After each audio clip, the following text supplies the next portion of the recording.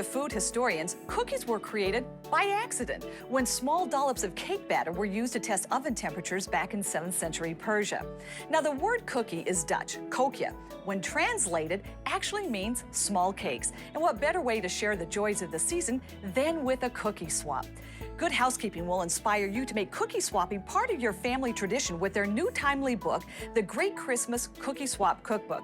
This is a treasure trove of large batch recipes that you can share with your family. There's over 60 recipes in this book, and here's just a few. And Susan, you're going to help tell us, and I mean tell us what a cookie swap is, because I've never done one before. I can't believe you've never done a cookie swap. I never participated in one. You know, it's one of those traditions that was really big for a while, and now it's back in fashion again. And it's just a wonderful way to have a holiday party. So what you do is invite up to about 10 of your friends. Their job is to bake one style of cookie and bring it to your house for a party. So what do I do as a host? Do I need to make sure that nobody brings duplicates? Yes, as a host you have a few jobs, and it's really, really easy. What you want to do is invite everybody and give them a kind of hard RSVP so you'll know if they're coming, and then ask them to bring a recipe for each person so that everybody can walk away with their new favorite cookie recipe. Right. And a nice thing to do in the holiday spirit is to ask everybody to bring an extra dozen, and you can drop it off at the local shelter or a retirement community. Now I'm looking at these and I'm thinking, these look pretty fancy, Susan. We have something at every level. You probably have a crafter in your midst who wants to do the cutouts,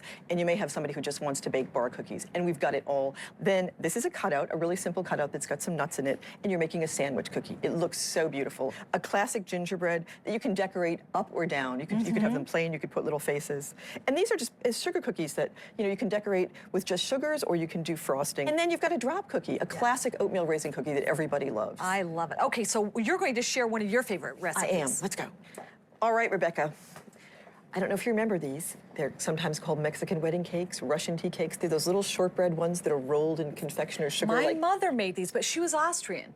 Kipferl. That's what she called them. And hers were round, though. Okay, my mom made them round, too, but we sort of made them crescents. It's usually ground nuts, flour, a little bit of sugar. The Greeks also make these. They call them kourabides, and sometimes they stick a clove in the top of it, which is also kind of nice. You know, this is a great recipe for kids to get involved in, fun. don't you think? And it's so fun because it shows up in so many cultures, too. I think it's a really nice recipe. Okay, there you go. So there we go. We're going to throw those into a low oven, 325, for about 20 minutes. Nice. And then when they come out, you dust them with sugar right away? While they're warm, we dust them with sugar right away. And then if you're going to freeze them, you can do that, and then you just dust them again before you serve them. Next, we're going to do our perfect Linzers. See, these remind me of stained glass windows. Aren't they? They're so pretty. They're beautiful. They look complicated. They're not. It's a roll cookie, and actually we just did a square cutter with a little bit of a scallop on it. And then what you do is you take a smaller cutter. We chose stars. You could put any shape in the middle. Just pop it right out. And those are delicious to bake too. So we're going to fill them. We usually classically filled with the red jam. So we've got some strawberry here. And is this a store-bought jam? This is store-bought jam. Nice. Just try to choose a thick one, which is not easy to do. There we go. And we're just going to dust these a little bit.